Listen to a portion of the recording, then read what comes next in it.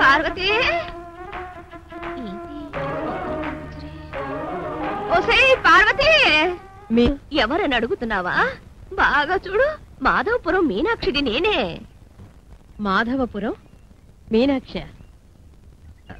జ్ఞాపకం రావడం లేదే. నరుకూరి రామారావు జ్ఞాపకం ఉన్నాడా?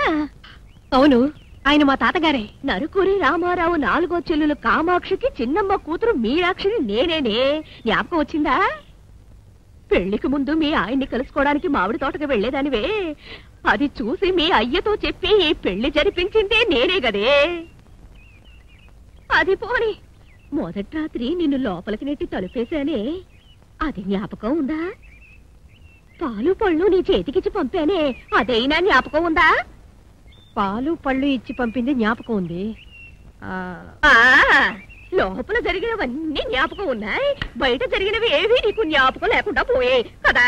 అది సరే బామ్మ, ఇన్నాళ్ళు ఎక్కడున్నారు? ఇక్కడికెలా వచ్చారు? అదెందుకు అడుగుతావులే. పెళ్ళైన 50 ఏళ్ల వరకు నన్ను బాగానే చూసుకున్నాడు ఆయన. మొన్నేమో చట్టుకుని ఒక మాట అనేసాడమ్మా ముసలాయన. అంటే నేను ఊరుకుంటానా? ముసలోండు ఒక వారం పస్తులతో మాడిస్తే దారికొస్తాడని గొడవ పెట్టుకొని వచ్చేశారు. నాకు పార్వతి ఉంది, అది నాకు తిండి పెడుతుందని చెప్పి నీ ఇల్లెత్తుక్కుంటూ వచ్చాను తల్లి. ఏంటలా చూస్తున్నావు? నువ్వేవి నాకు ఊరికే తిండి పెట్టక్కర్లేదు. నేను దాచుకున్న డబ్బు 8,000 ఉన్నాయి, తీసుకో. అయ్యయ్యో, అయిన వాళ్ళవన్నాక డబ్బెందుకు? ఎన్నాళ్ళైనా మీరిక్కడే ఉండండి. మీ ఆయన వచ్చినప్పుడే వస్తాడు. వచ్చాక మా వాడితో చెప్పి మిమ్మల్ని సంతోషంగా సాగనంపుతాను. అవునే, నీకు కొడుకుండాలి గదే. ఎప్పుడో చిన్నప్పుడు చూశాను, ఇప్పుడు బాగా నవనవలాడుతూ ఎదిగిపోయి ఉంటాడు. అమ్మా బామ్మా, వీడే నా కొడుకు. తెలుసుగా? తెలుసా? ఎలా తెలుసు? అదే తెలుస్తోంది అంటున్నా. నీ కొడుకుని. ఎవరేవిడా? మనవడా, బామ్మని రాజా.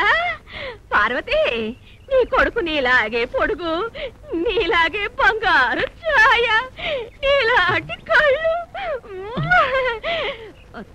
నీ కొడుకుని ముద్దు పెట్టుకున్నాని, ఇప్పుడేం చేస్తావో చూస్తా. ఏంటి బామ్మ? నీలాగే పొడుగైన చెయ్యి. ఏంటి రాజా ఇది?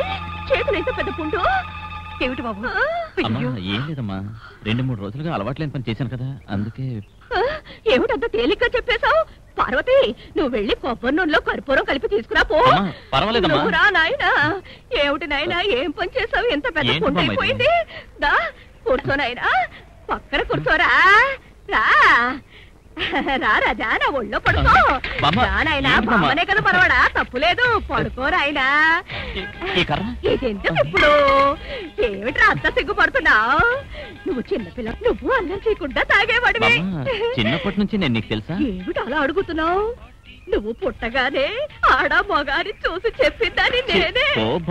పడుకో నాయనా, దీనికి ఇలా సిగ్గుపడిపోతే ఎలా? ఇంకా ఎంత ఉందని చేయి చాపు. ఎందుకు బామ్మా? కాదు నాయనా.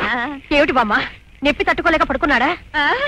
పార్వతి, ఆ రోజుల్లో నువ్వు నవ్వితే చూసేవాళ్ళంతా గుమ్మైపోయేవాళ్ళు కదా, అలాగే నీ కొడుకు నవ్వుతున్నాడే. చేతికి దెబ్బ తగిలితేనే ఇంత కాల్ చేస్తుంది. నువ్వు మందురాయి. ఈ రోజు ఏం పని బాబు? అమ్మా, కట్టెలు కొట్టడం కంటే రాళ్లు కొడితేనే ఎక్కువ డబ్బు వస్తుందన్నారు, అందుకనే. వేరే ఏదైనా మంచి పని చూసుకొని త్వరగా వాళ్ళ రుణం తీర్చేస్తే తర్వాత వకీల్ కోర్టు వేసుకోవచ్చుగా. అమ్మా, please subscribe to Please subscribe for more videos.